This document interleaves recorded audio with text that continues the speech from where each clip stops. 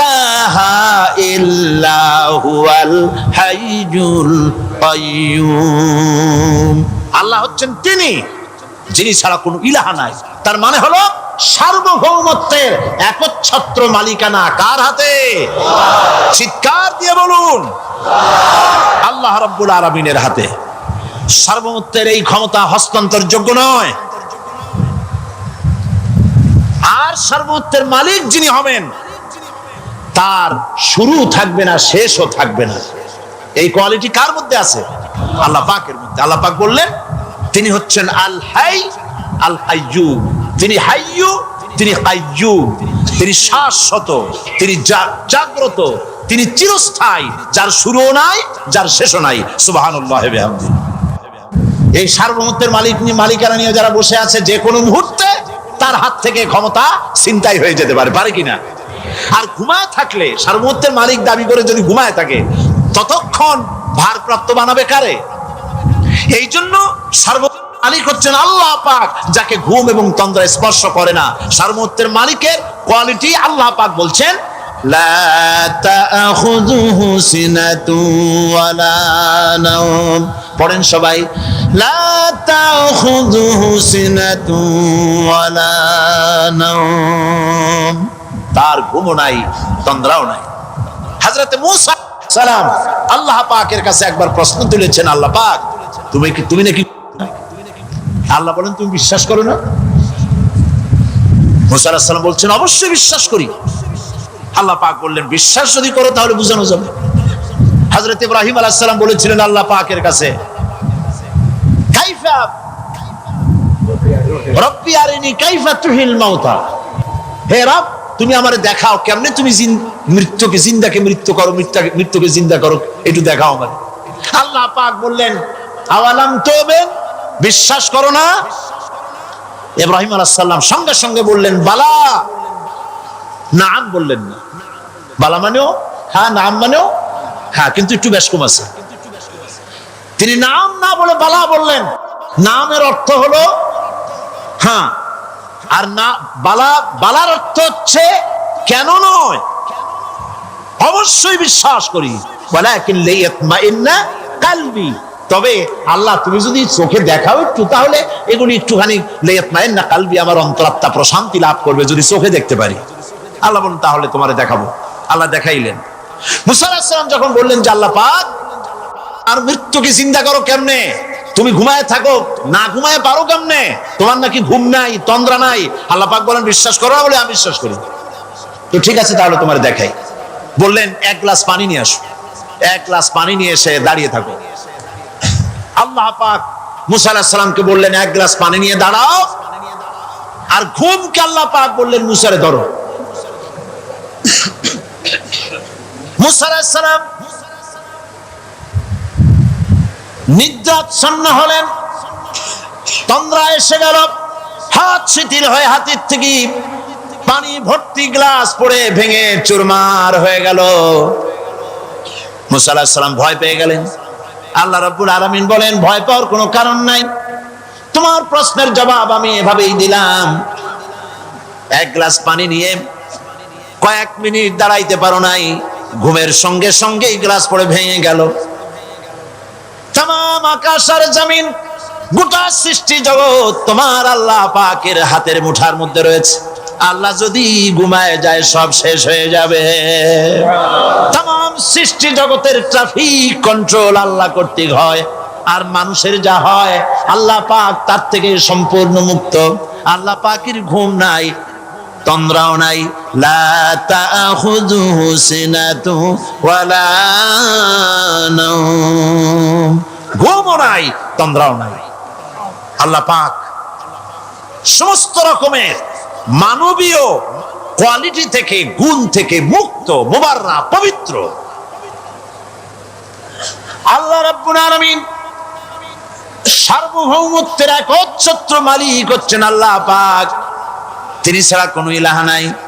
তিনি পরিষ্কার করে বলছেন আল্লাহু লা ইলাহা ইল্লা হুয়াল হাইয়ুল কাইয়্যুম। সবাই পড়েন আল্লাহু লা ইলাহা ইল্লা হুয়াল হাইয়ুল কাইয়্যুম। আল্লাহ হচ্ছেন সার্বভৌমত্বের মালিক, তিনি ছাড়া কোনো ইলাহ নাই। এমন একটি আয়াত তাফসীরের জন্য আল্লাহ এনে দিয়েছেন, যেই আয়াতটি বুঝলে পরে দুনিয়া শান্তি, আখিরাতেও শান্তি। গতি সমস্যার সমাধান হবে, সব সমস্যার সমাধান হবে। আয়াতুল কুরসি এমন আয়াত যা তেলাওয়াত করলে, বুঝলে, আমল করলে কিয়ামতের দিন আল্লাহ পাক তার সম্পর্কে সিদ্ধান্ত নেবেন, জান্নাত দিয়ে দিবেন। সুবহানাল্লাহ। আউযু বিল্লাহি মিনাশ শাইতানির রাজীম। বিসমিল্লাহির রাহমানির রহিম। প্রত্যেক অক্ষরে অক্ষরে 10-10 করে নেকি এখন আমাদের নামায় আমলে লেখা হচ্ছে। সুবহানাল্লাহ। গলা ছেড়ে দিয়ে সবাই পড়েন আমার সাথে, আল্লাহু লা ইলাহা ইল্লা হুয়াল হাইয়ুল কাইয়্যুম লা তাখুযুহু সিনাতুন ওয়ালা নাওম লাহু মা ফিস সামাওয়াতি ওয়া মা ফিল আরদ من ذا الذي يشفع عنده إلا بإذنه يعلم ما بين أيديهم وما خلفهم ولا يحيطون بشيء من علمه إلا بما شاء وسع كرسيه السماوات والأرض ولا يؤوده حفظهما وهو العلي العظيم صدق الله العظيم। আয়াতুল কুরসি হচ্ছে কোরআন শরীফের সর্বশ্রেষ্ঠ আয়াত। সুবহানাল্লাহ। রাসূল বলেছেন আয়াতুল কুরসি হচ্ছে কোরআনে কারীমের সর্বশ্রেষ্ঠ আয়াত। এবং আল্লাহ পাকের তাওহীদের ব্যাপারে, সার্বভৌমত্বের ব্যাপারে এত বিস্তারিত অল্পের মধ্যে আর অন্য কোন আয়াতের মধ্যে ভাবে আসে নাই। এই জন্য আয়াতুল কুরসির এত মর্যাদা। কালকে আরো একটি হাদিস শোনাচ্ছিলাম, বোধহয় নিশ্চয়ই আপনাদের মনে আছে, প্রত্যেক ফরজ নামাজের পরে আয়াতুল কুরসি যে একবার পড়বে, তেলাওয়াত করবে, কিয়ামতের দিন আল্লাহ পাক তার সম্পর্কে সিদ্ধান্ত নেবেন, তাকে জান্নাত দিয়ে দিবেন। সুবহানাল্লাহ কইতে ইচ্ছে করলো না? আলহামদুলিল্লাহ বলবেন না? তার অর্থ হলো এই আয়াতুল কুরসি যদি মানুষ পড়ে আর বোঝে, আর ওই অনুযায়ী যদি আকীদা তৈরি হয়, জীবন তৈরি হয়, তার জীবন জান্নাতের জন্য তৈরি হয়ে যায়। গতকাল আল্লাহ পাকের সার্বভৌমত্বের কথা আমরা আলোচনা করেছিলাম। আলোচনা করব আল্লাহ পাকের পরিচয়। আল্লাহ পাক তিনি কে? আমরা বলি আল্লাহ। আমরা কি বলি? বলেন সবাই, কি বলি? আমি অনেকবার আপনাদেরকে এই কথাটা বলেছি, বোধহয় নিশ্চয়ই মনে আছে। আল্লাহ এই উচ্চারণটা আমাদের অনেকের হয় না, কেউ বলে না আল্লাহ। আল্লাহ পাকের উচ্চারণটা হচ্ছে, আল্লাহ পাকের নামকরণ হচ্ছে আল্লাহ। মুখটা একটু গোল হয়ে যাবে, বলেন আল্লাহ আল্লাহ। পৃথিবীতে বিভিন্ন জাতি তার স্রষ্টাকে, তারা যাকে স্রষ্টা মনে করে, বিভিন্ন নামে ডাকে। কেউ বলে ভগবান, কেউ বলে ঈশ্বর, কেউ বলে পরমেশ্বর, কেউ বলে বিধাতা, কেউ বলে গড। বিভিন্ন নামে লোকেরা এভাবে ডাকে। তো ভগবান বললে তার প্রতিশব্দে স্ত্রীলিঙ্গে কি আসে? বলেন ভগবতী। ঈশ্বর বললে স্ত্রীলিঙ্গে কি আসে? ঈশ্বরী। বিধাতা বললে তার স্ত্রীলিঙ্গে কি আসে? বিধাত্রী। গড, এটার স্ত্রীলিঙ্গে আসলে কি হবে? তো প্রত্যেকটি তারা যে ভাষায় আল্লাহকে ডাকে, প্রত্যেকটি ভাষায় স্ত্রীলিঙ্গে একটি প্রতিশব্দ আসে। আল্লাহ এর স্ত্রীলিঙ্গে, এর প্রতিশব্দে আরেকটি শব্দ কি গোটা বিশ্ব খুঁজে পাওয়া যাবে? জোরে বলেন, যাবে? যাবে না। এবং অন্যান্য নামগুলি সন্ধি বিচ্ছেদ করলে অর্থই হবে না। গড এটাকে যদি উল্টায়া বলা হয় তাহলে কি হয়ে যাবে? এবার দেখুন, আল্লাহ এই নাম, আল্লাহর পরিচয় কি? যদি বলা হয় যে আল্লাহর পরিচয় কি, শুধু আল্লাহ দিয়ে আল্লাহকে চেনা যাবে, আল্লাহকে চেনা যাবে। আল্লাহ রাব্বুল আলামিন বলছেন, আল্লাহু লা ইলাহা ইল্লা হুয়াল হাইয়ুল কাইয়্যুম। কথা হলো লোহা আসলো, হাতুড়ি হইলো বিনা মিস্ত্রিতে, কিস্তি তৈরি হয়ে গেল, নৌকা এটা পড়লো নদীতে, আর বিনা মাঝিতে আপনি পার হয়ে আসলেন। এটা কি আদৌ সম্ভব? ইমাম আবু হানিফা রাহমাতুল্লাহ আলাইহি বলছেন, তোমার সাথে আমি কোনো কিতাব দিয়ে ঝগড়া করব না, কোনো কিতাব দিয়ে আমি তোমার সাথে বহস করব না। এই একটি দৃষ্টান্ত তোমার জন্য যথেষ্ট। একটা মিস্ত্রি ছাড়া যদি একটা কিস্তি তৈরি না হতে পারে, একটা গাছ কেটে তক্তা যদি না হতে পারে, এই বিশাল আকাশ, এই বিশাল জমিন, আর তোমার মতো এরকম একটা সুন্দর মানুষ বিনা মিস্ত্রিতে, বিনা স্রষ্টায় তৈরি হলো কেমনে? এক কথায় নাস্তিক বলছে আমার জীবনের ভুল ধরা পড়ল। নাস্তিক বলছে জীবনের ভুল ধরা পড়েছে, আমি মুসলমান হয়ে গেলাম। লা ইলাহা ইল্লাল্লাহু মুহাম্মাদুর রাসূলুল্লাহ। জোরে পড়েন, লা ইলাহা লা ইলাহা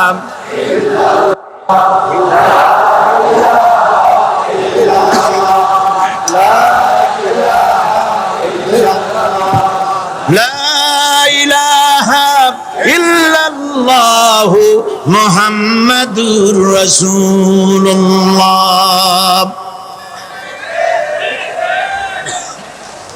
আল্লাহ পাক বলছেন, আমি আদম, আমি দাউদ এবং সুলাইমানকে জ্ঞান দান করেছি, ইব্রাহিমকে জ্ঞান দান করেছি। কোরআন শরীফের বহু জায়গায় শুধু জ্ঞানের কথাই বলা হয়েছে। সুবহানাল্লাহ। সুতরাং বুদ্ধিজীবী, এই বুদ্ধিজীবীরা তারা আসল জ্ঞানটা নাই। আসল জ্ঞান কোনটা বলেন? কোনটা? ডক্টর শহীদুল্লাহ মরহুম, আমি অনেকবার বলেছি তার কথা, তাকে জান্নাতুল ফেরদাউস নসিব করুন, বলেন আমিন। ডক্টর শহীদুল্লাহ মরহুম বলতেন তার লোকদেরকে যে তোমরা বিদেশ থেকে অনেক ডিগ্রি নামের আগে আনতে পারো, তোমরা পণ্ডিত, একথা আমি স্বীকার করি, কিন্তু কোরআন শরীফের জ্ঞান যদি না থাকে তাহলে পণ্ডিতের আগে আর একটা শব্দ বসবে, মূর্খ পণ্ডিত। কোরআনের জ্ঞান পাণ্ডিত্যকে পরিপূর্ণ করে দেয়, কারণ ওয়ামা উতিতুম মিনাল ইলমি ইল্লা কালিলা। সুবহানাল্লাহ। আল্লাহ পাক বলছেন তোমাদেরকে সামান্যতম জ্ঞান দান করেছি। কতটুকুন জ্ঞান? কতটুকুন? সামান্যতম জ্ঞান দান করেছি। সুতরাং আল্লাহ পাক কোরআনের মধ্যে তার নিজের পরিচয় ছোট্ট একটি সূরার মধ্যে ব্যাপক আকারে বলে দিয়েছেন। কি? কুল হুয়াল্লাহু আহাদ। সবাই পড়েন আমার সাথে, কুল হুয়াল্লাহু আহাদ আল্লাহুস সামাদ লাম ইয়ালিদ ওয়া লাম ইউলাদ ওয়া লাম ইয়াকুল লাহু কুফুয়ান আহাদ। আল্লাহ পাক বলেন আল্লাহ এক এবং একক, তিনি কারো মুখাপেক্ষী নন, তিনি কাউকে জন্ম দেন নাই, তাকেও কেউ জন্ম দেয়নি। আকাশ আর জমিনে আল্লাহর সমকক্ষ কেউ নাই। সুবহানাল্লাহ। তাকে কেউ জন্ম দেয়নি, তিনিও কাউকে জন্ম দেননি। তিনি এক, তিনি ছিলেন, তিনি আছেন, তিনি থাকবেন। তার শুরুও নাই, তার শেষও নাই। সুবহানাল্লাহ।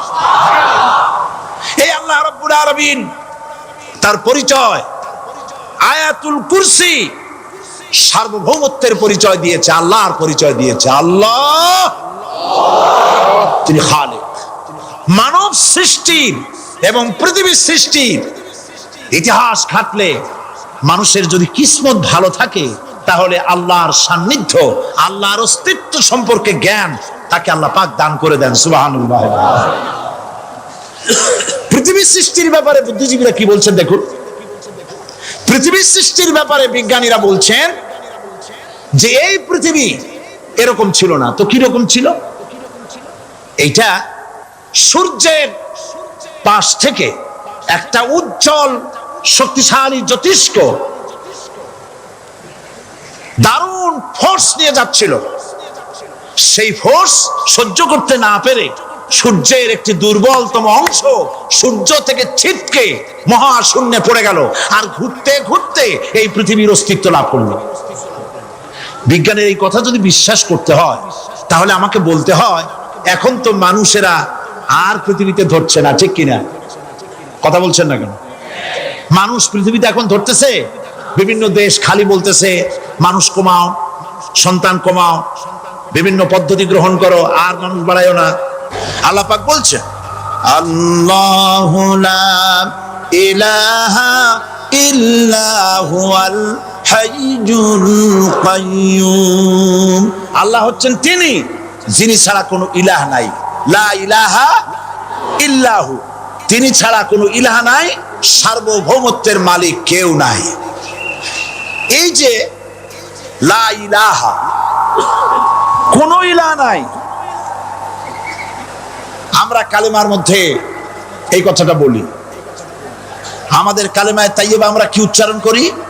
লা ইলাহা ইল্লাল্লাহু মুহাম্মাদুর রাসূলুল্লাহ।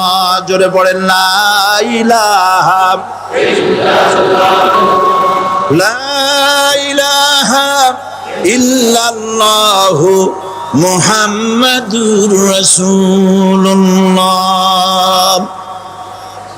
লা ইলাহা, কোনো ইলাহ নাই।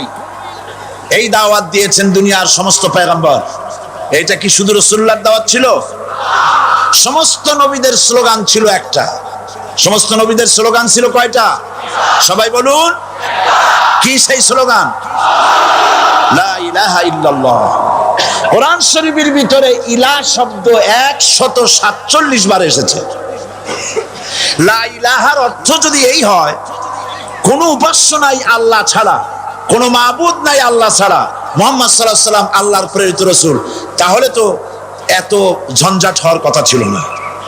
আপনারা বলেন, নবীরা যখনই এই দাওয়াত দিয়েছেন লা ইলাহা ইল্লাল্লাহ, তখন সংঘর্ষ হয়েছে কিনা?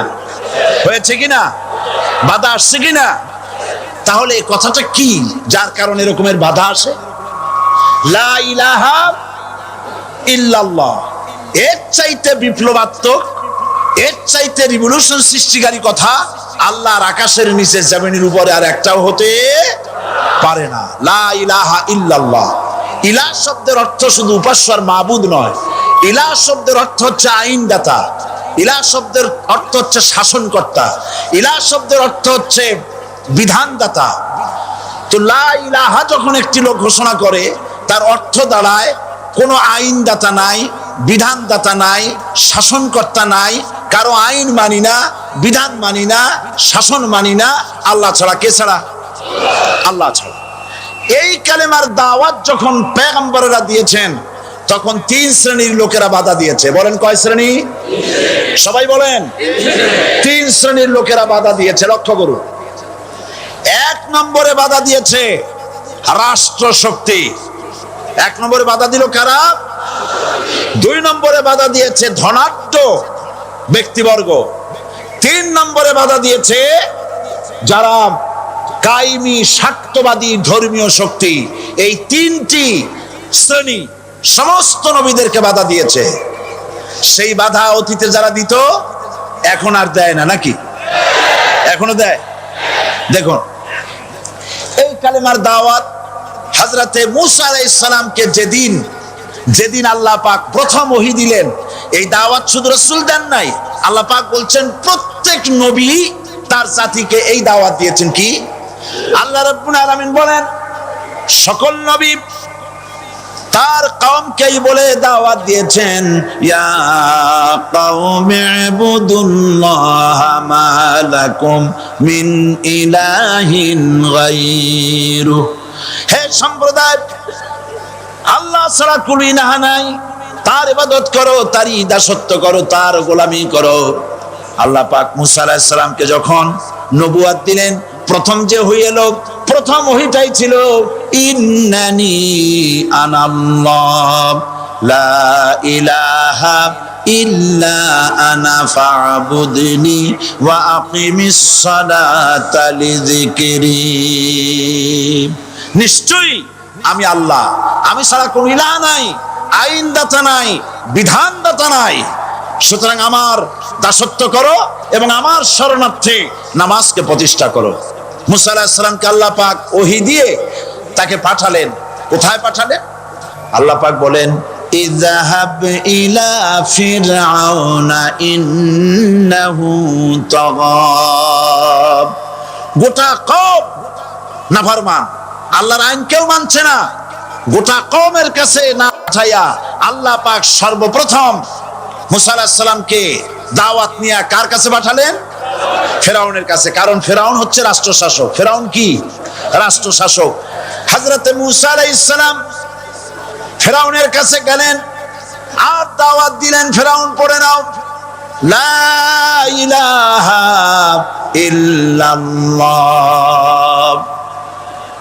একটি কথা আপনাদের মনে রাখতে হবে, দুনিয়ার কোন ফেরাউন, কোন নমরুদ, কোন সাদ্দাত, কোন হামান কেউ বলে নাই যে আমি আল্লাহ, আমি রাজ্জাক, আমি খালেক, আমি পৃথিবীর সৃষ্টি করেছি। কথা কেউ বলেছে? কেউ বলে নাই। কি বলেছে তারা?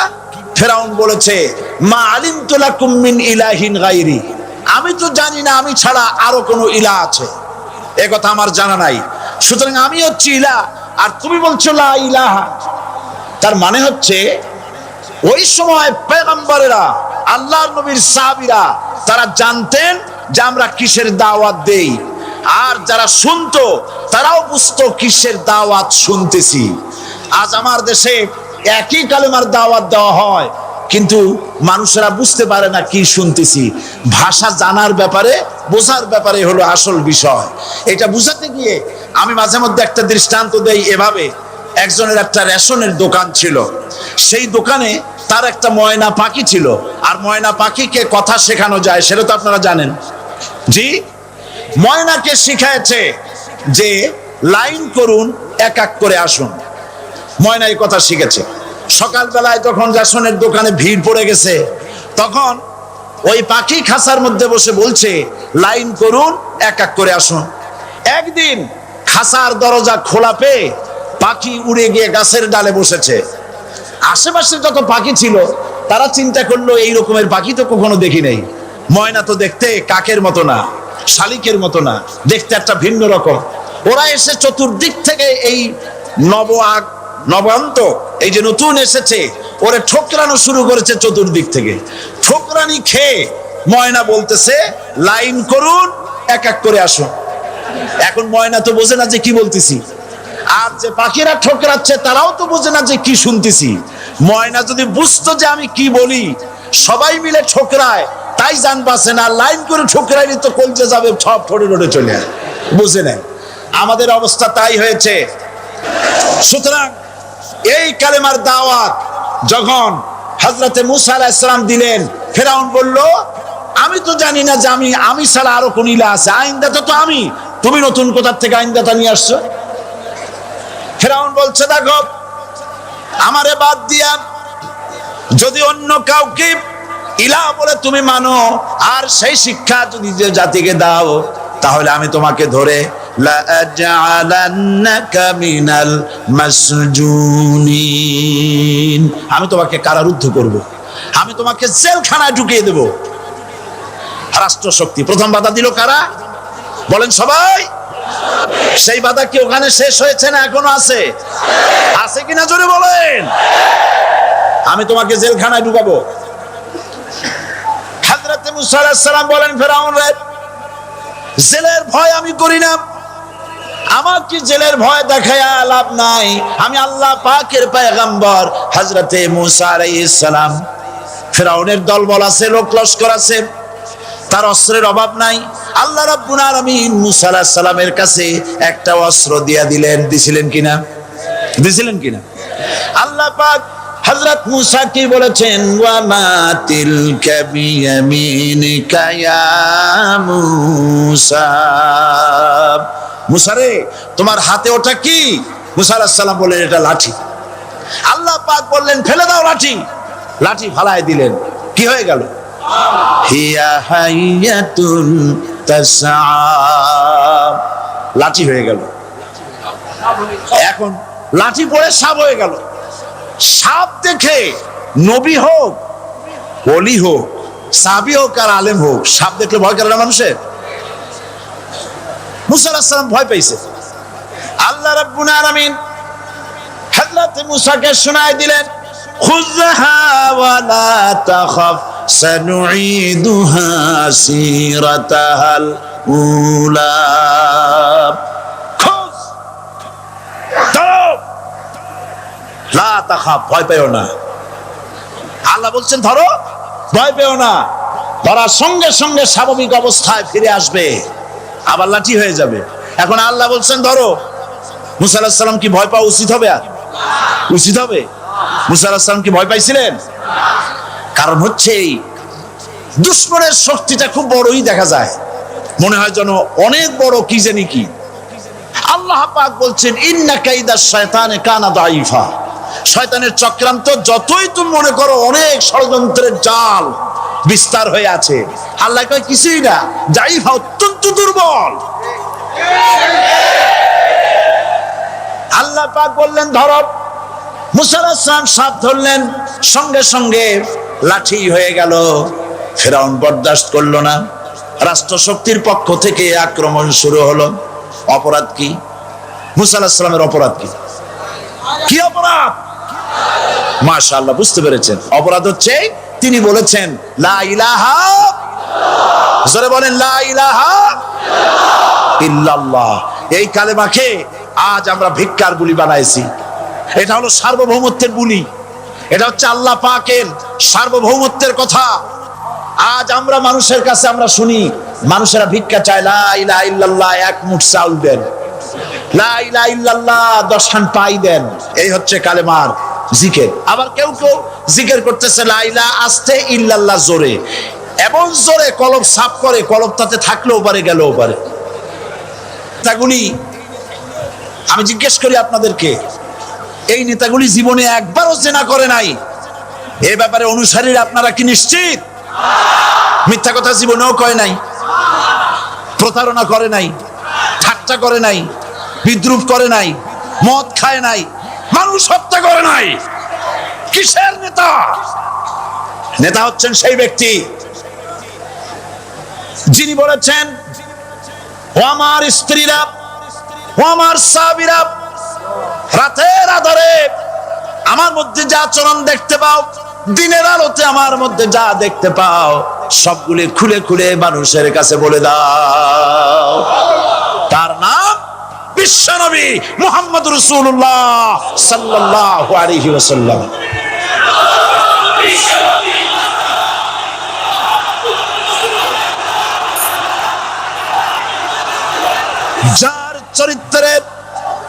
যার চরিত্রের সার্টিফিকেট আল্লাহ রাব্বুল আলামিন নিজে দিচ্ছেন, ওয়া ইন্নাকা লাআলা খুলুকিন আযীম। নবী হে, উন্নত চরিত্রের উপরে আপনি প্রতিষ্ঠিত। সুবহানাল্লাহ। কে সার্টিফিকেট দিচ্ছেন? আযীম, আযীম। আরবিতে চওড়াকে বলা হয় আরিদ, গভীরতাকে বলা হয় আমিক। কত প্রশস্ত, যা মাপার কোনো ফিতা নাই, কত গভীর, যা মাপার কোনো যন্ত্র নাই, এইটাকে আরবিতে বলা হয় আজিম। সুবহানাল্লাহ বলতে ইচ্ছে করে না? ও নবী, তোমার চরিত্র এমন যা মাপার মতো যন্ত্র পৃথিবীতে নাই।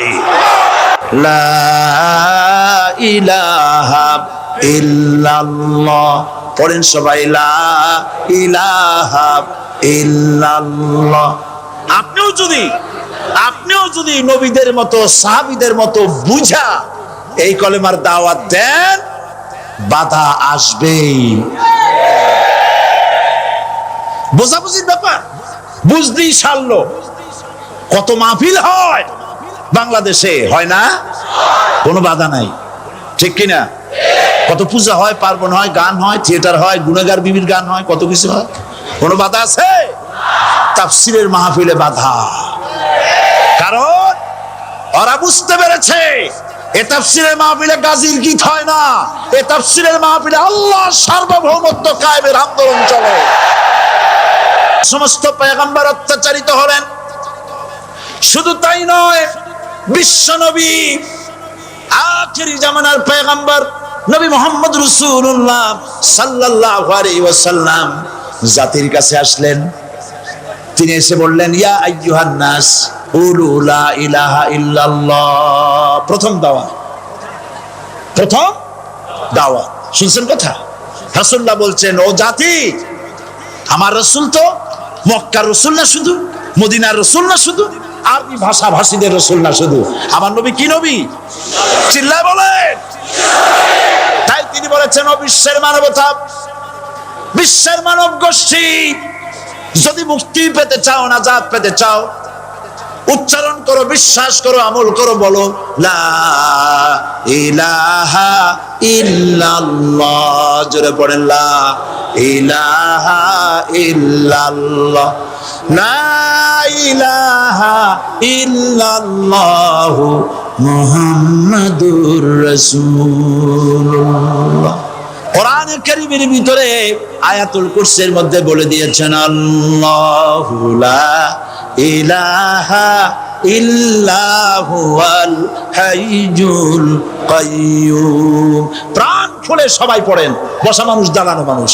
আল্লাহু লা ইলাহা ইল্লা হুয়াল হাইয়ুল কাইয়্যুম। আল্লাহ রাব্বুল আলামিন, তিনি ছাড়া কোনো ইলাহ নাই, তিনি সার্বভৌমত্বের মালিক, কেউ নাই আল্লাহ ছাড়া। এই কথা মানুষকে ঘোষণা করতে হবে। সুবহানাল্লাহ ওয়ালহামদুলিল্লাহ লা ইলাহা ইল্লাল্লাহ, সুবহানাল্লাহ ওয়ালহামদুলিল্লাহ লা ইলাহা ইল্লাল্লাহ, সুবহানাল্লাহ ওয়ালহামদুলিল্লাহ লা ইলাহা ইল্লাল্লাহ, লা ইলাহা ইল্লাল্লাহু মুহাম্মাদুর রাসূলুল্লাহ। আল্লাহুম্মা আমিন। রব্বানা যালামনা আনফুসানা ওয়া ইন লাম তাগফির লানা ওয়া তারহামনা লানাকুনান্না মিনাল খাসিরিন। সবাই পড়েন আমার সাথে, রব্বানা যালামনা আনফুসানা ওয়া ইন লাম তাগফির লানা ওয়া তারহামনা লানাকুনান্না মিনাল খাসিরিন। রব্বানা যালামনা আনফুসানা ওয়া ইন লাম তাগফির লানা ওয়া তারহামনা লানাকুনান্না মিনাল খাসিরিন। আলোচনায় যদি কোনো ভুল হয়ে থাকে, আল্লাহ দয়া করে মাফ করে দাও। রব্বুল আলামিন, আমাদের দোয়া দুরুদি জিকির আজগারে, আমাদের আলোচনায় তুমি যে খুশি হয়েছো, যতটুকুন তার সবটুকুন বিশ্বনবী মুহাম্মাদুর রাসূলুল্লাহ সাল্লাল্লাহু আলাইহি ওয়াসাল্লামের রূহ মুবারকে পৌঁছায়া দাও। রব্বুল আলামিন, तमाम আম্বিয়ায়ে কেরাম, উলামায়ে মুতাকাদ্দিমিন, উলামায়ে মুতাআখিরিন, সালফে সালিহিন, যারা দুনিয়া থেকে মুমিন মুমিনাত বিদায় হয়ে গেল, আল্লাহ কবরগুলিকে জান্নাতের টুকরায় পরিণত করে দাও। রব্বুল আলামিন, এই লক্ষ লক্ষ মুসলমান নরনারী ভিক্ষুকের মতো তোমার দরবারে হাত তুলেছি। আল্লাহ গো, আমাদের মধ্য থেকে আমাদের মা বাপ যাদের দুনিয়া থেকে বিদায় হয়ে গেছে, আল্লাহ আমাদের মা বাপের কবরে সওয়াব পৌঁছায়া দাও রব্বুল আলামিন। আত্মীয় স্বজন যদি বিদেশে থাকে, 2 মাস 6 মাস পর চিঠি দিয়া খোঁজ খবর পাওয়া যায়, প্রত্যেক দিন টেলিফোন করে খবর পাওয়া যায়, কিন্তু আমাদের মা বাপ যাদের মারা গেল, বছরের পর বছর, যুগের পর যুগ বিদায় হয়ে গেল, কোন হালতে আছে জানি না। আল্লাহ আমাদের মা বাপের কবরগুলি জান্নাতের টুকরায় পরিণত করে দাও রব্বুল আলামিন। আমাদের আব্বা কত মহব্বত করতেন, কত কষ্ট করেছেন। আল্লাহ তাআলা আমাদেরকে লেখাপড়া শেখাবার জন্য কত কষ্ট করেছেন, মানুষ বানাবার জন্য কত কষ্ট করেছেন। আমাদের জন্য ঘর বাড়ি বানায়া জায়গা জমি কিনে রেখে সবগুলি থুয়ে খালি হাতে চলে গেছে বাবা। আল্লাহ আমাদের আব্বার রুহের পরে সওয়াব পৌঁছায়া দাও রব্বুল আলামিন। এখন তো আর বাড়ি গেলে নাম ধরে কেউ ডাকে না। আয় আল্লাহ, আমাদের আব্বা যত গুনাহ করেছি জানা অজানা, সমস্ত গুনাহগুলি আল্লাহ তুমি সাইয়াদগুলি হাসানাত দিয়া বদলাইয়া দাও রব্বুল আলামিন। আমাদের জনম দুঃখিনী মা, আয় আল্লাহ, মা যা যে হারাইছে সেই বোঝে কি নিয়ামত তার চলে গেছে।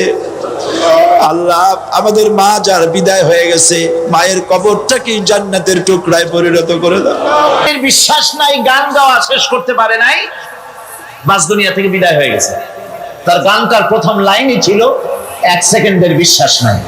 এই গানটা গাইলেন তিনি, লোকেরা আনন্দ করলো, হাতের তালির রেশ ফুরাতে পারে নাই, এর ভেতরেই তিনি বিদায় হয়ে গেলেন। দুনিয়াটা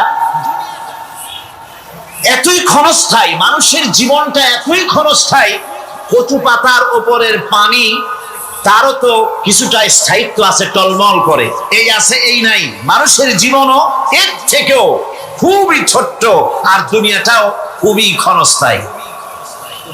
আর যেখানে যাব ওই জায়গাটা এত বিরাট, এত ব্যাপক, যার কোনো সীমা নাই, যার কোনো শেষ নাই, অনন্তকাল কত বছর থাকতে হবে তার কোনো সীমানাও আমাদের জানা নাই, কত বছর থাকা লাগবে। মাওলানা রুম বলেছেন হিসাব আমার কাছে একটা আছে, বলে সেটা কিরকম?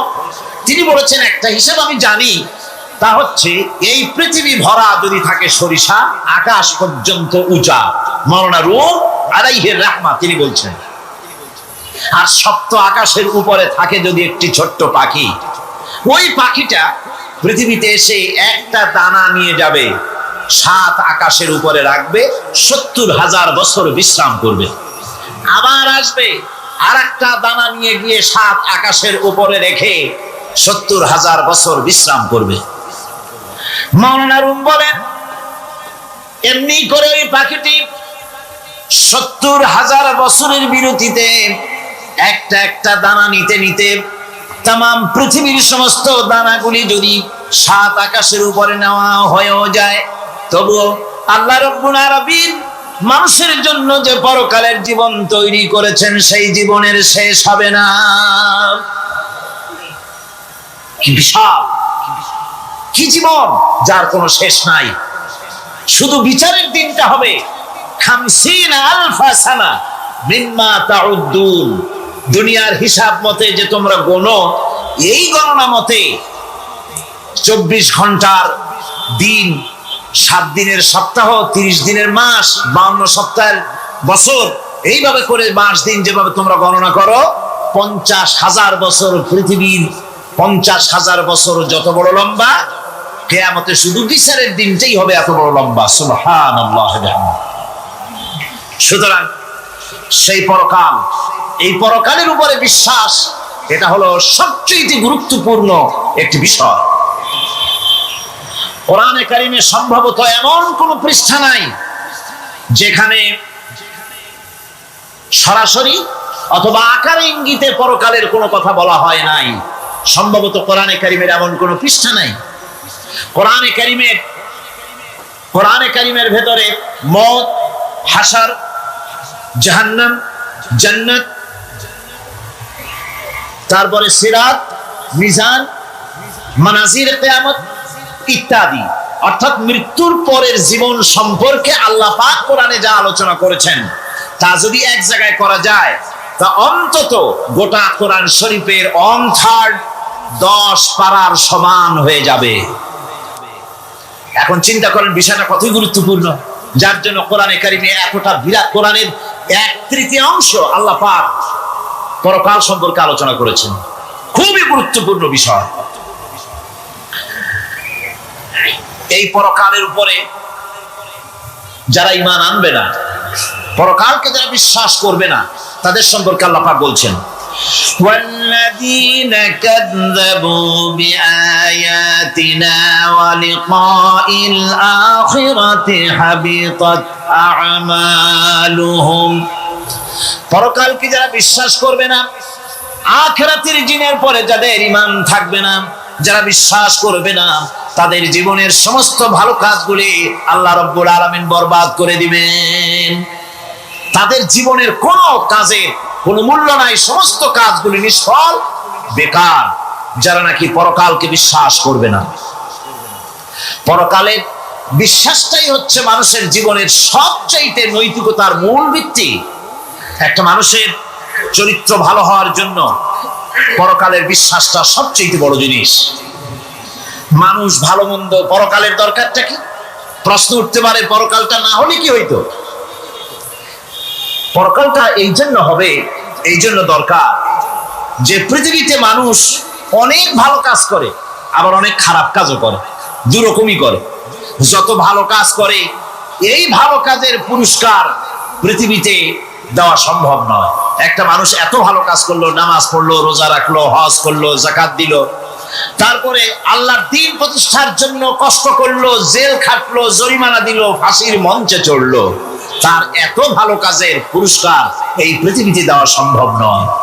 এজন্য এমন একটা সময় দরকার যেখানে এগুলি, এই বিরাট একটা লম্বা সময় তাকে পুরস্কার দেওয়া যায়, সেজন্য পরকালের প্রয়োজন।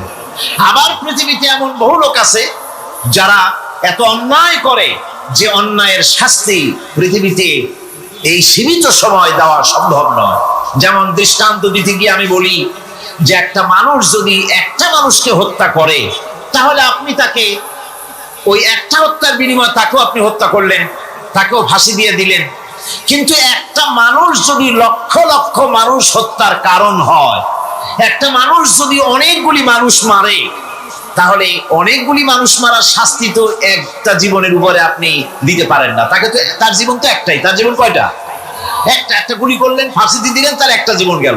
কিন্তু সে তো মেরেছে অনেক, তার কারণে তো লক্ষ লক্ষ মরছে। কাজে এই শাস্তি পৃথিবীতে দেওয়া সম্ভব নয় বলে এমন একটা জায়গা দরকার যেখানে এই ধরনের বড় রকমের শাস্তি, দীর্ঘমেয়াদী শাস্তি দেওয়া যায়, শরীরটাও সেরকমের বানানো যায়, এই ধরনের করে একটি জায়গা দরকার। সেই জায়গার নাম হচ্ছে পরকাল, সেই জায়গাটার নাম হচ্ছে আখিরাত। সুতরাং পরকালে যে বিশ্বাসী ব্যক্তি, সে ব্যক্তি চুরি, ডাকাতি, জেনা, ব্যভিচার, হত্যা, ধর্ষণ ইত্যাদি থেকে তিনি হবেন মুক্ত। আর যে ব্যক্তি পরকালকে বিশ্বাস করবে না, তার দ্বারা হবে না এমন কোনো কাজ নাই, সবকিছুই তার দ্বারা সম্ভব। এরপরে আল্লাহ পাক বলছেন যে পরকাল বিশ্বাস মানুষকে দায়িত্ববান বানায় দেয়। পরকালের বিশ্বাস মানুষকে কি বানায়? দায়িত্ববান বানায়। যেহেতু তোমার তো খালি খালি সৃষ্টি করা হয়নি। আল্লাহ রাব্বুল আলামিন কোরআনে কারীমের মধ্যে বলছেন, আফাহাসিবতুম আন্নামা খালাকনাকুম আবাসান ওয়া আন্নাকুম ইলাইনা লা তুরজাউন। লোকেরা কি ভেবেছে? তোমরা কি এটাই মনে করেছো যে আমি তোমাদেরকে এমনি এমনি সৃষ্টি করেছি আর তোমাদেরকে আমার কাছে ফিরে আসতে হবে না? এটাই কি ভেবেছো তোমরা? তোমাদেরকে সৃষ্টি করা হয়েছে এবং তোমাদেরকে আমার দরবারে সকলকেই ফিরে আসতে হবে। পৃথিবীতে এমন কেউ নাই যে পৃথিবীতে টিকে থাকতে পারবে, সমস্ত মানুষকেই আল্লাহর দরবারে ফিরে যেতে হবে। আল্লাহ পাক কোরআনে কারীমের অন্যত্র বলেছেন, আয়াহসাবুল ইনসানু আইয়ুতরাকা সুদা। মানুষ কি ভেবেছে যে আমি তাকে নিরর্থক সৃষ্টি করেছি, তার কোনো হিসাব হবে না, তার কোনো দেখার মতো কেউ নাই, তাকে এমনি এমনি আমি সৃষ্টি করেছি? তা না, প্রত্যেকটি মানুষকেই বিচক্ষণতার দাবি হিসেবে সৃষ্টি করা হয়েছে এবং তার সব কিছুকেই দেখা হচ্ছে। আল্লাহ পাক সব দেখতে পাচ্ছেন, তার নজরের সামনে আছে। আল্লাহ পাক দেখেন এবং শোনেন। আমরাও দেখি, আমরাও শুনি, কিন্তু আল্লাহ পাকের দেখা আর আমাদের দেখা, আল্লাহর শোনা আর আমাদের শোনা একরকম নয়। আমরা এই মাহফিলের বাইরে কি হচ্ছে আমরা দেখতে পাই না, ঠিক কিনা কম?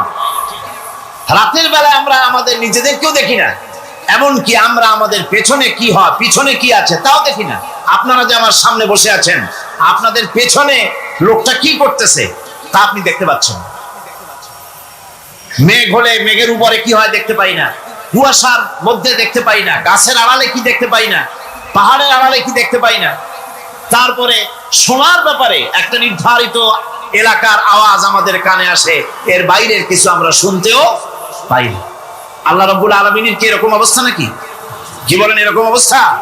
আল্লাহ সব দেখতে পান, সব শুনতে পান, এমন তার চোখের সামনে কোন অবস্ট্রাকশন নাই, তার চোখের সামনে কোনো জিনিস অন্তরায় হয়ে দাঁড়াতে পারে না। কেউ কোনো জিনিস তার চোখের সামনে বাধার সৃষ্টি হতে পারে না। তাকে কেউ দেখতে পারে না, কিন্তু তিনি সবাইকে দেখতে পান। লা তুদরিকুহুল আবসার, তাকে কোন দৃষ্টিশক্তি তাকে দেখতে পাবে না। সমস্ত দৃষ্টিশক্তিকে তিনি দেখবেন, কিন্তু তাকে কেউ দেখতে পারবে না। সুবহানাল্লাহ ওয়া বিহামদিহি। সুতরাং তিনি সব দেখেন এবং সবই শোনেন। এই বিশ্বাস মানুষকে দায়িত্ববান বানায়। এই বিশ্বাস মানুষকে কি বানায় জোরে গান? দায়িত্ববান বানিয়ে দেয়। আল্লাহ রাব্বুল আলামিন বলছেন, আয়াহসাবু আন লান ইয়াকদিরা আলাইহি আহাদ ইয়াকুলু আহলাকতু মালান লুবাদা আয়াহসাবু আন লাম ইয়ারাহু আহাদ। মানুষ কি ধারণা করেছে তার উপরে কারো কোনো ক্ষমতা চলবে না? সে বলে আমি অনেক ব্যয় করেছি, আর সে ভেবেছে তাকে দেখার মতো কেউ নাই। আল্লাহ পাক বলেন, দেখার জন্য অবশ্যই একজন আছেন, তিনি হচ্ছেন আল্লাহ রাব্বুল আলামিন। কে দেখতে পান? জোরে সরে বলেন, কে দেখতে পান? আল্লাহ পাক সব দেখেন, সব শোনেন। এমনকি সমুদ্রের অতল তলদেশে কোন পাথরের সাথে লাগানো, বালু কণার সঙ্গে লাগানো ছোট্ট একটি পোকা, যা মাইক্রোস্কোপ যন্ত্র ছাড়া দেখা যায় না, এমন ছোট্ট পোকাটিও যদি চিৎকার মারে ক্ষুধার যন্ত্রণায় বা পেটের যন্ত্রণায় বা কষ্টে পড়ে কোনো চিৎকার যদি মারে, সমুদ্রের কেউ শোনার কথা নয়, জমিনের উপরে কেউ শোনার কথা নয়, অন্তরিক্ষের কারো শোনার কথা নয়। আল্লাহ রাব্বুল আলামিন বলেন, সেই ক্ষীণ আওয়াজটুকুনো তোমার আল্লাহ পাক শুনতে পান। সব তিনি শুনতে পান এবং দেখতে পান, তার চোখের সামনে সব রয়েছে। সুতরাং আসল কথা হচ্ছে, মানুষেরা পরকালের চাইতে দুনিয়ার গুরুত্ব দেয় বেশি।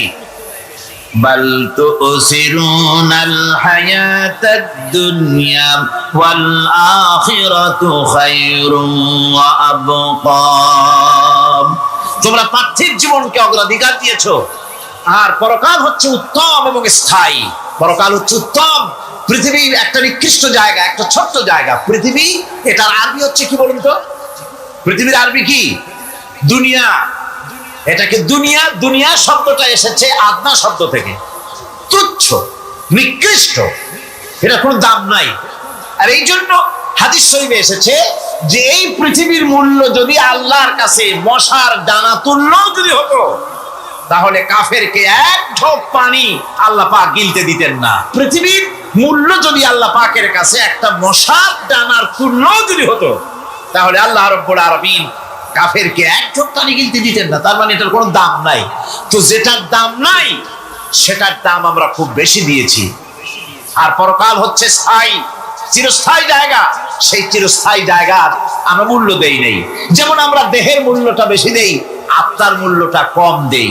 দেহটারে সাজাই বেশি, এই দেহটার জন্য দেখছেন অবস্থা, শীতকালে কত ক্রিম মাখে, পায়ে ভ্যাসলিন মাখে, মুখে ক্রিম মাখে, হাতে জেলি মাখে, তারপরে ঠোঁটে আরো কিছু মাখে, এরপরে এতগুলি মাইখা তারপরে জামা কাপড় সেন্ট আতর কত কিছু সমানে মাখতে থাকে শরীরের জন্য, এত যত্ন।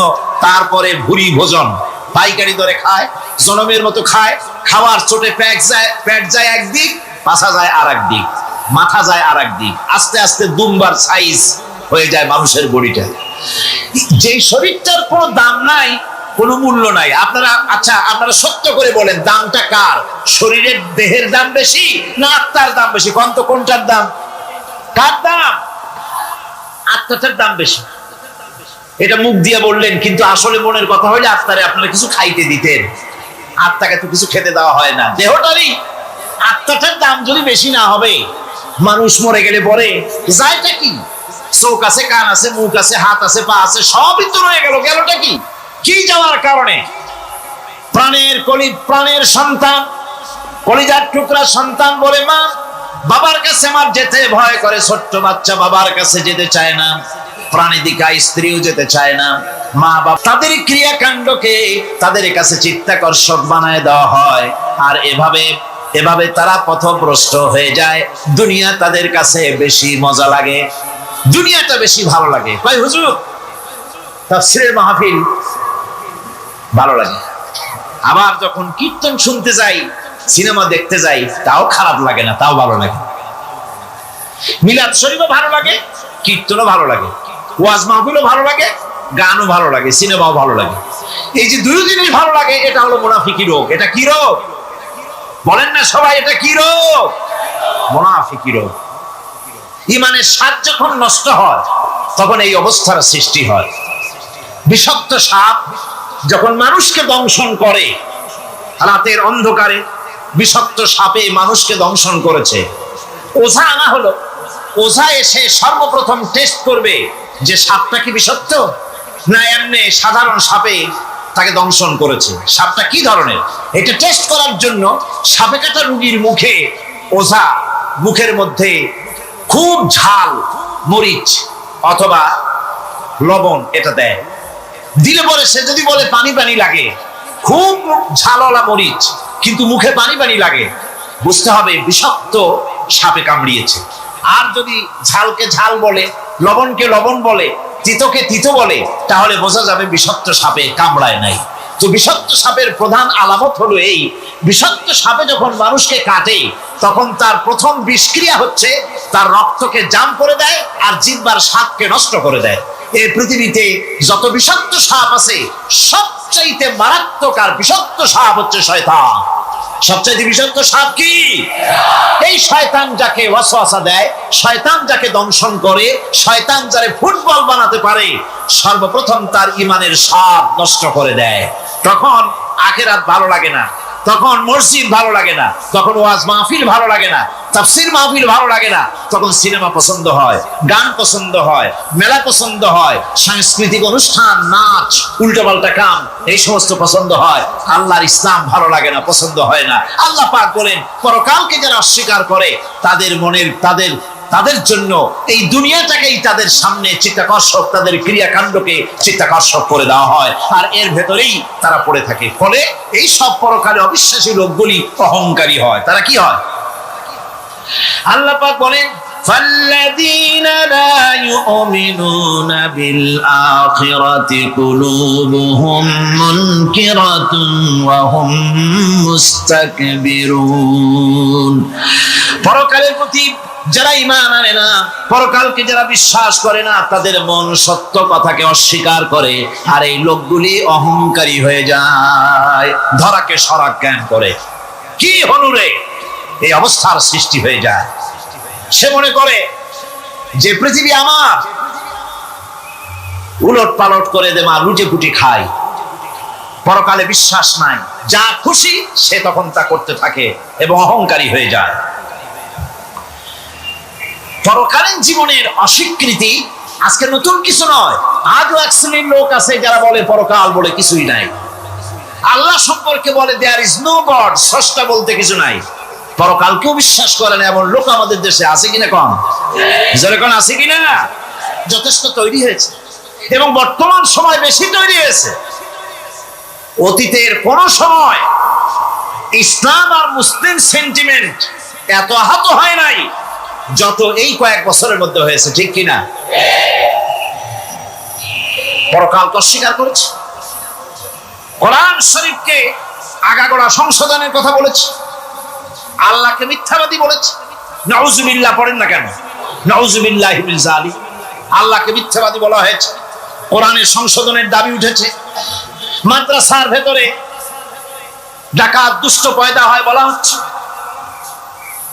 এভাবে করে তারা আল্লাহকে অস্বীকার করেছে, কোরআনকে অস্বীকার করেছে, পরকালকে অস্বীকার করছে। পরকালকে সেই অতীতের যুগের কাফেরাই অস্বীকার করে নাই, বর্তমান যুগেরও এক শ্রেণীর লোকেরা, তারা আবার মুসলমান নামধারী, নাম মুসলমানি নাম লাগানো আছে, পরকালকে তারা অস্বীকার করছে। এদের ভিত্তি হচ্ছে এই, তারা বলে ইন হিয়া ইল্লা হায়াতুনাদ দুনিয়া ওয়া মা নাহনু বিমাবউসিন। তারা বলে এই দুনিয়ার জীবনটাই একমাত্র জীবন, এই দুনিয়ার জীবনই হলো একমাত্র জীবন, আমরা উঠবো না পরকালে। পরকাল বলে কিছুই নাই, পরকাল বলে কোনো জিনিস নাই, আমাদেরকে কিয়ামতে আল্লাহর দরবারে ওঠা লাগবে না। সুতরাং তারা ওমর খৈয়ামের মুরিদ হয়ে যায়। তারা বলতে থাকে এই বেলা ভাই মদ খেয়ে নাও, কাল নিশীতের ভরসা কই, চাঁদনি জাগিবে যুগ যুগ ধরি, আমরা তোমার রবনাশ হই। যত পারো মদ খাও, নগদ যা পাও হাত পেতে নাও, বাকির খাতায় শূন্য থাক। দূরের বাদ্য কি লাভ শুনে, মাঝখানে যে বেজায় ফাঁক। এই জন্য কোরআনে কারীম আল্লাহ পাক বলছেন লাইসাল বিররা আন তুওয়াল্লু ওয়ুজুহাকুম কিবালাল মাশরিকি ওয়াল মাগরিব। পূর্ব পশ্চিমে কয়বার মাথা ঘুরালা, এইটাই তোমার পূর্ণবান সৎ কাজ হওয়ার এটা নমুনা নয়। প্রকৃতপক্ষের সৎ কাজ হচ্ছে আল্লাহ বিশ্বাস করা এবং পরকালে বিশ্বাস ভিত্তিক জীবন গড়া। ওই কাফেররা বলতো وقالوا ما هي إلا حياتنا الدنيا نموت ونحيا وما يهلكنا إلا الدهر।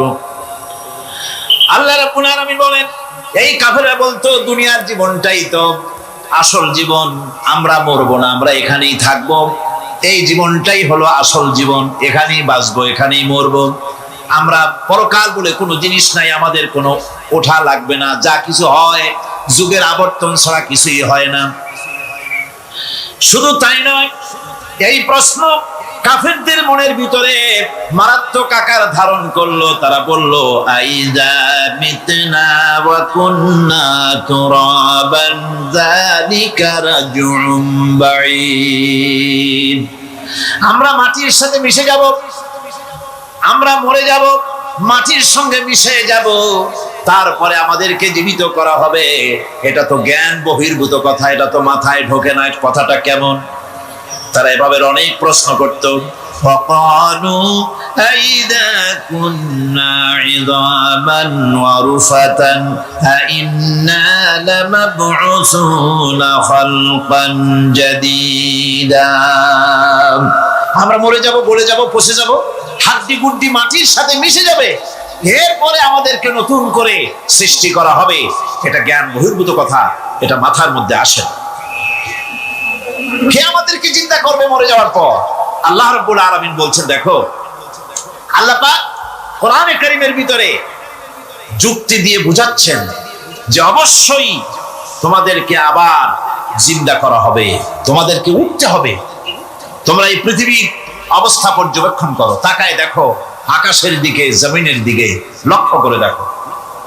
أولم ينظروا في ملكوت السماوات والأرض। তারা কি আসমান এবং জমিনের ব্যবস্থাপনা সম্পর্কে চিন্তা ভাবনা করে না? ওই বিরাট আকাশটাকে যে আল্লাহ রাব্বুল আলামিন তৈরি করলেন, এই জমিনটাকে যিনি তৈরি করলেন, তিনি কি তোমাকে আর মৃত্যুর পরে তিনি কি জিন্দা করবেন না? তিনি কি জিন্দা করতে পারবেন না? কেমনে তোমরা অস্বীকার করতে পারো? দুনিয়ার ব্যবস্থাপনা এবং এই পৃথিবীর আকাশ এবং জমিনের ব্যবস্থাপনা সম্পর্কে তোমরা চিন্তা ভাবনা করে দেখো, অবশ্যই আল্লাহ রাব্বুল আলামিন তোমাদেরকে আবার জিন্দা করবেন। وكأي من آيات في السماوات والأرض يمرون عليها وهم عنها معرضون। আসমান জমিনে বহু নিদর্শন পড়ে আছে যেগুলি তারা অতিক্রম করে যায়, অথচ সে সম্পর্কে তারা মোটেই চিন্তা ভাবনা করে না। চিন্তার বহু বিষয় আল্লাহ পাক এই পৃথিবীতে রেখেছেন। যারা চিন্তাশীল, যারা জ্ঞানবান, তারা এর দ্বারা বুঝতে পারে। আল্লাহ রাব্বুল আলামিন বলছেন, ইন্না ফি খালকিস সামাওয়াতি ওয়াল আরদি ওয়া ইখতিলাফিল লাইলি ওয়ান নাহার লাআয়াতিন লিউলিল আলবাব। নিশ্চয়ই আকাশ সৃষ্টি এবং জমিন সৃষ্টির ব্যাপারে আর রাত আর দিনের পরিবর্তনের ব্যাপারে যারা জ্ঞানবান তাদের জন্য নিদর্শন রয়েছে। যারা জ্ঞানবান তাদের জন্য চিন্তার বিষয়বস্তু রয়েছে। গবেষণা করো, চিন্তা করো, এই পৃথিবীতে আল্লাহ পাক যা কিছু সৃষ্টি করেছেন তার পক্ষে আবার তোমাদেরকে সৃষ্টি করা মোটেই অসম্ভব নয়। পরকালীন জীবনের সম্ভাবনা সম্পর্কে কোরআন অবিশ্বাসীদেরকে বলছে, দেখো, আল্লাহুল্লাযী রাফা'আস সামাওয়াতি বিগাইরি আমাদিন তারাউনাহা সুম্মা ইসতাওয়া আলাল আরশ। সে আল্লাহ তোমাদের নিকট দৃশ্যমান স্তম্ভ ছাড়াই ওই বিশাল আকাশটা তৈরি করেছেন। যারা পরকাল আছে বলে উঠতে হবে একথা যারা বিশ্বাস করে না, তাদের ব্যাপারে আল্লাহ পাক এই যুক্তি দিচ্ছেন, দেখো, এই বিশাল যে আকাশটা, এই আকাশে কোনো খুঁটি আছে? কথা বলেন না কেন? এই আকাশে কোনো খুঁটি আছে? কোন রকমের খুঁটি ছাড়াই ওই বিশাল আকাশটা কে বানিয়েছেন? জোরে চিৎকার দিয়ে বলেন, কে বানাইছেন? এই যে শামিয়ানা, একটা বিশাল প্যান্ডেল, এই প্যান্ডেলে খুঁটি আছে না নাই? শুধু আছে না, একটা দুইটা না, জনমের মতো খুঁটি আছে। চতুর্দিকে তাকায় দেখে কত খুঁটি। এতটুকু একটা শামিয়ানায় শত শত খুঁটি লাগতেছে কাপড়টা ধারণ করবে বলে। কি ধারণ করবে? কাপড়। আর অত বড় বিশাল আকাশ, সে আকাশটার কোনো খুঁটি আছে? আল্লাহ পাক বলছেন, কোন দৃশ্যমান খুঁটি ছাড়াই এত বড় বিশাল আকাশটা তোমার মাথার উপরে দাঁড়িয়ে আছে এবং আল্লাহ পাক আরশের উপরে দীপ্তমান হয়ে আছেন। এগুলি দেখেও কি তোমার মাথার মধ্যে কোনো চিন্তা আসে না যেটা কি করে সম্ভব হলো? অনেকে তো এমন আছে শিক্ষিত লোক, তারা আবার বলে কি, কয় যে না, আকাশ বলে কিছু নাই, ওই অনেক দূরে তো সেই জন্য নীলে নীলে দেখা যায়, আসলে কিছু নাই। আকাশ, কোরআনে কারীমের মধ্যে আকাশ সম্পর্কে যে কথা বলা হয়েছে, বিশাল, যার কোনো কূল নাই, কিনারা নাই, মহাশূন্য। আমি সামনে বলবো আকাশ সম্পর্কে কথা আসতেছে। আল্লাহ পাক বলছেন, দেখো, ওই বিশাল আকাশটাকে আমি সৃষ্টি করে রেখেছি, কোনো খুঁটি লাগাই নেই।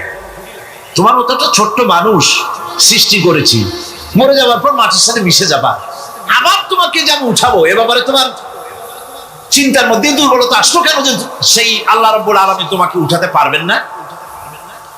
وسخر الشمس والقمر كل يجري لأجل مسمى। তিনি চন্দ্র সূর্যকে আজ্ঞাবর্তী করেছেন, প্রত্যেকেই তার নির্দিষ্ট সময় সীমা মতো চলাফেরা করতেছে।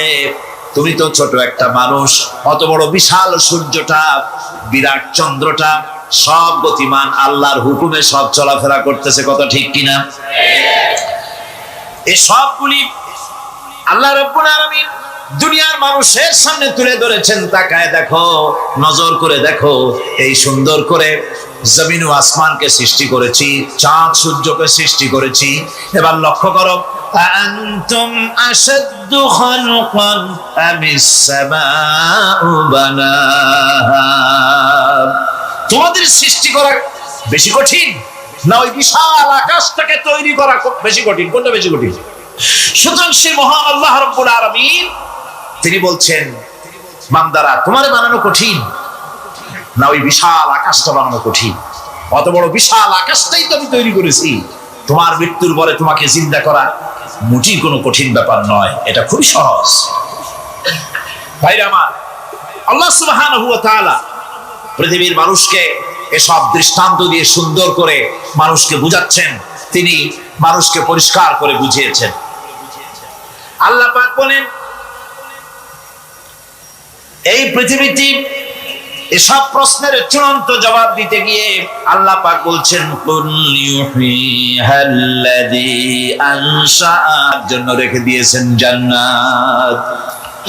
হযরত উসমান রাদিয়াল্লাহু তাআলা আনহু বলতেন, আমার সাথীরা, আমি আমার হাবিবের কাছে, আল্লাহ রাব্বুল আলামিনের রাসূলের কাছে আমি শুনেছি এই কবরটাই হলো প্রথম স্টেশন, এই কবরটাই হলো প্রথম ইমিগ্রেশন কাউন্টার।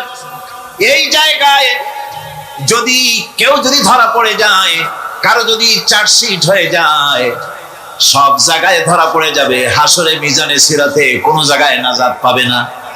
আর এই কবরটা যদি কেউ মুক্তি পেয়ে যায়, মিজান সিরাত হাসর সব জায়গা থেকে আল্লাহ তাআলা ভালোভাবে পার করে দিবেন।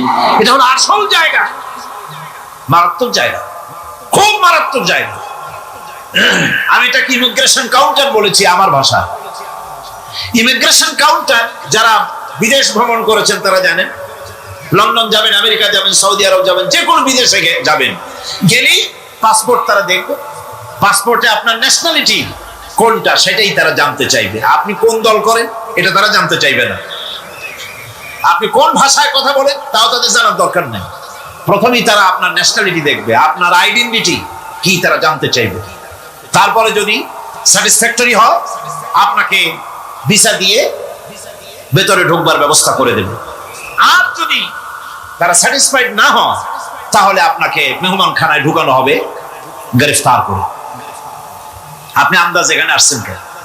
এই জন্য কবর হচ্ছে এ ধরনের একটি ইমিগ্রেশন কাউন্টার। কবরের ভিতরে মানুষ যখনই রাখা হবে, সঙ্গে সঙ্গে দুজন ফেরেশতা আসবে। কবরের কাছে যারা এসেছিল, দাফন হয়ে যাওয়ার পর এই লোকগুলি 40 কদম যেতে যতক্ষণ লাগে, এর মধ্যেই দুজন ফেরেশতা এসে যাবে, এসে জিজ্ঞেস করবে, মান রব্বুকা, তুমি কোন দল করতে? ওটা তাদের জানার দরকার নেই। চাকরি কিসে করতেন ওটা জানার দরকার নেই।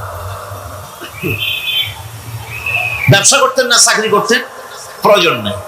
প্রথমেই জিজ্ঞাসা করা হবে ন্যাশনালিটি, প্রথমেই জিজ্ঞাসা করা হবে তার ন্যাশনালিটি সম্পর্কে, তার আইডেন্টিটিটা কি, এবং সেটাকে সত্যায়িত করার জন্য, বোঝার জন্য 3টি প্রশ্ন। প্রথম প্রশ্ন, মান রব্বুকা ওয়া মা দীনুকা ওয়া মান নাবিয়ুকা, তোমার রব কে, তোমার দ্বীন কি, তোমার নবী কে। যদি এই ব্যক্তি বেঈমান হয়, মুনাফিক হয়, সে বলবে, হায় হাতা লা আদরি, হায় হাতা লা আদরি, জানি না, আমার রবকে আমি জানি না। তোমার দ্বীন কি, দ্বীন কারে কয় বুঝি না। এরপরে আল্লাহর নবী জনাবে মুহাম্মদ রাসূলুল্লাহ সাল্লাল্লাহু আলাইহি ওয়াসাল্লাম কে দেখানো হবে, বলা হবে, মা কুনতা তাকুলু ফি হাদার রাজুল, এই ব্যক্তি সম্পর্কে তোমার ধারণা কি নিকে, বলবে আমি চিনি না। নাউযুবিল্লাহ। বাস, এরপরে তার যা হবার তাই শুরু হয়ে যাবে। আর যদি বান্দাটা মুমিন হয়, প্রশ্ন করা হবে, মান রব্বুকা, জবাব দেবে, রব্বি আল্লাহ, আমার রব আল্লাহ রাব্বুল আলামিন।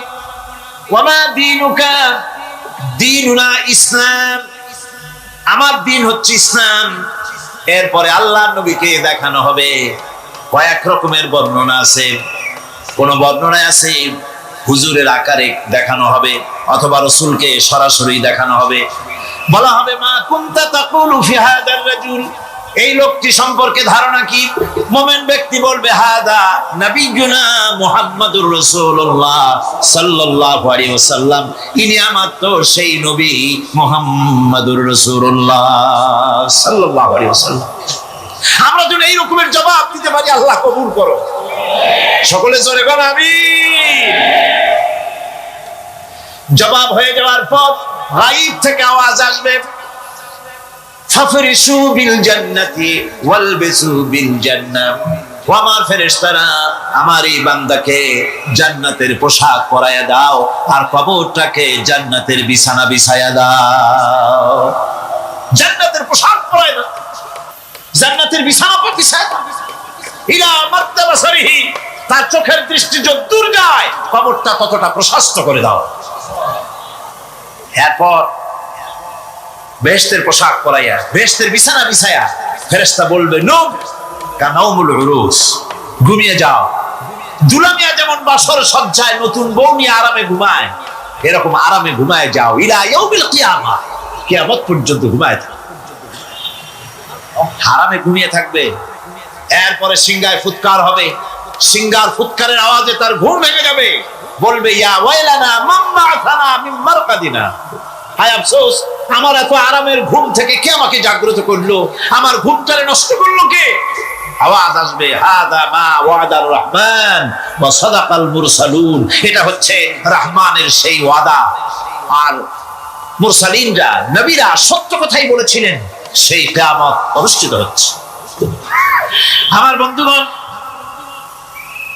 সেজন্য এই দুনিয়ার মোহে পড়ে থাকলে পরে দুনিয়ায় যারা অগ্রাধিকার দিবে দুনিয়াকে পরকালের তুলনায়, জবাব দিতে পারবে না কবরের ভিতরে গিয়া।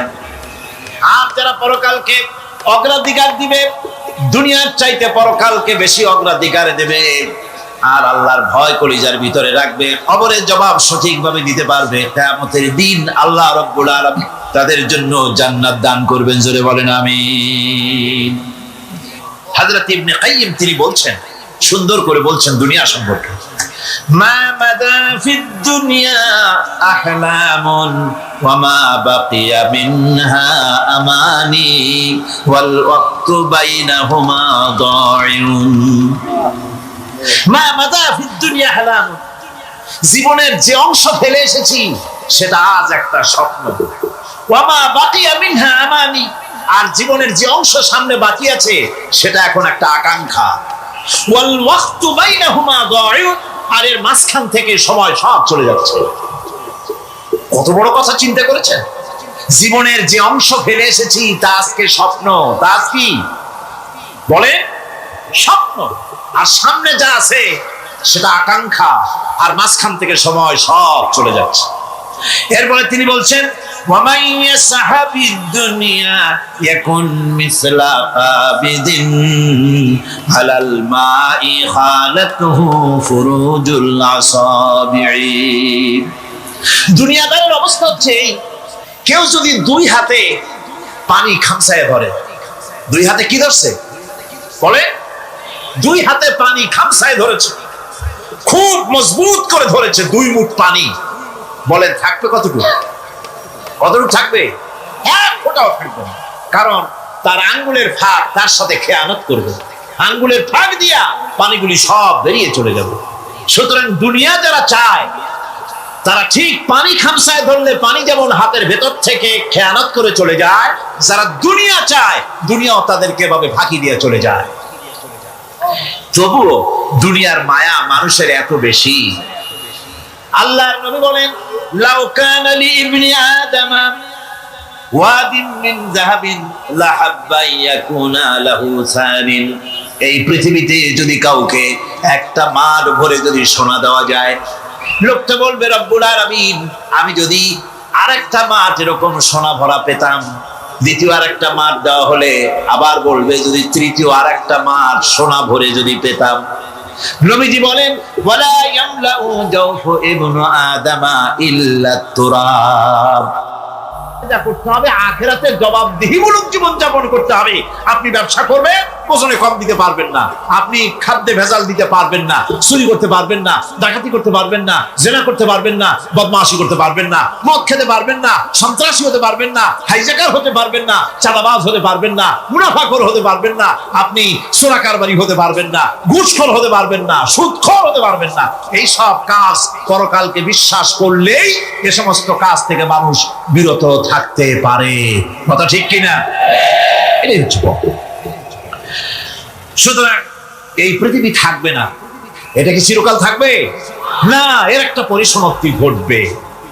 যেমন করে সারা বছর লেখাপড়া করার পর কলেজে, বিশ্ববিদ্যালয়, মাদ্রাসায়, হাই স্কুলে, সব জায়গায় সারা বছর লেখাপড়া করার পর যেমন পরীক্ষা দেওয়ার একটা দিন আসে, সারা বছর ব্যবসা করার পর হিসাব নিকাশ করার যেমন একটা সময় আসে, সারা মাস চাকরি করার পর বেতন পাওয়ার যেমন একটা দিন আসে, সারা জীবন চাকরি করার পর পেনশন পাওয়ার যেমন একটা সময় আসে, অনুরূপ ভাবে এই দুনিয়া যেদিন শেষ হয়ে যাবে, আল্লাহ নির্ধারিত সময় শেষ হয়ে যাওয়ার পর একটা সময় আসবে যখন আল্লাহ রব্বুল আলামিন সব শেষ করে দিবেন, লন্ডভন্ড হয়ে যাবে, কিছু থাকবে না। কোরআনে কারীমে আল্লাহ সব বলেছেন, কোরআনে সব আল্লাহ বলে দিয়েছেন। আল্লাহ পাক বলেন এই পৃথিবীর সব কেমন ভাবে ধ্বংস হবে তার চিত্র আল্লাহ পাক কোরআনে কারীমে তুলে ধরেছেন। ইযাস সামাউ ফাতারাত ওয়া ইযাল কাওয়াকিবু তাসারাত ওয়া ইযাল বিহারু ফুজ্জিরাত ওয়া ইযাল কুবুরু বু'সিরাত। যখন আকাশসমূহ দীর্ঘ বিদীর্ণ হয়ে যাবে, তারকাগুলি বিক্ষিপ্ত হয়ে ছিটকে পড়বে, আর সমুদ্রগুলি উচ্ছ্বসিত হয়ে পড়বে, কবরগুলি সব তার ভেতরে যা আছে উদ্গীরণ করে দেবে, তারকাগুলি স্থিমিত হয়ে যাবে।